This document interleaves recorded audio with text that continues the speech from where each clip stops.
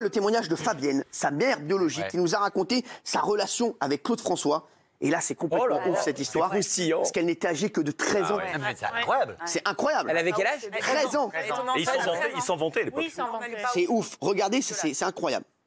Je ne lui ai jamais indiqué mon âge. Je faisais plus âgée.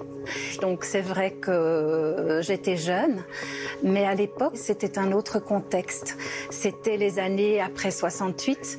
Il est interdit d'interdire, donc on ne voyait le mal nulle part. Et heureusement qu'aujourd'hui, le monde a changé et qu'on est beaucoup plus conscient de tout ce qui peut s'en suivre.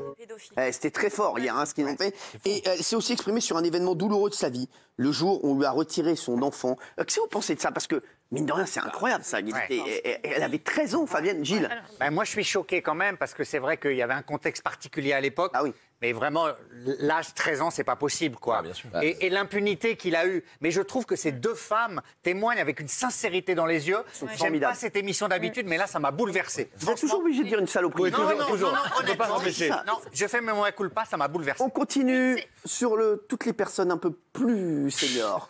Oui. Mais non, c'est incroyable les propos de Claude François sur les femmes, et notamment les femmes très jeunes. C'est-à-dire, il dit clairement, de 13 ans à 17 ans, elles m'intéressent. Après, elles se mettent à penser, elles ne m'intéressent plus, et en plus, elles sont moins fraîches. Il le dit, il l'écrit par interview. Pardon, hein, excusez-moi. Oui, bonsoir. Mais on a Gilles Verdez qui parle de scandale à chaque fois qu'il y a un chanteur dans The Voice qui a sauté une année avant. Mais alors là, par contre, on a une jeune femme qui a 13 ans, qui fait un enfant avec Claude François. Alors certes, c'est un grand nom, c'est une des plus grandes ce que je viens de dire. Non mais attends, mais là, tu t'étonnes même pas. Tu dis même pas que c'est un scandale, c'est dégueulasse, pardon. Bah, ils viennent dire que c'était un scandale. C'était quand même un pédophile. Non, il a dit qu'il était en toute impunité.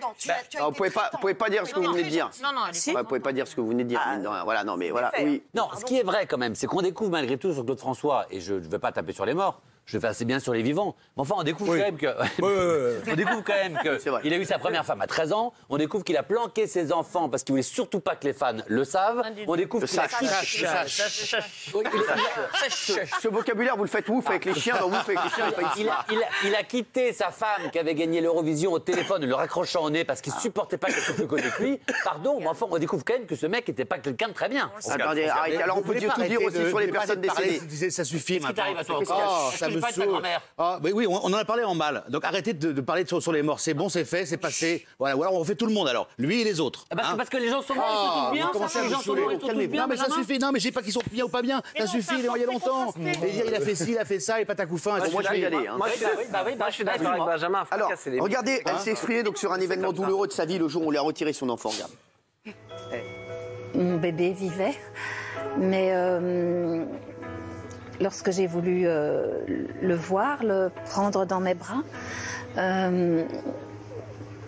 ils n'ont pas voulu. C'est le médecin qui a tout de suite parlé de l'adoption. J'ai eu affaire à un médecin qui s'est mis au-dessus des lois.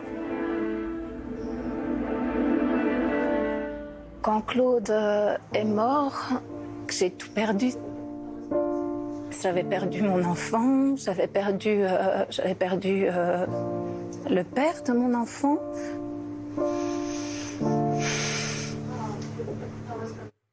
C'est deux témoignages poignants qu'on a vus.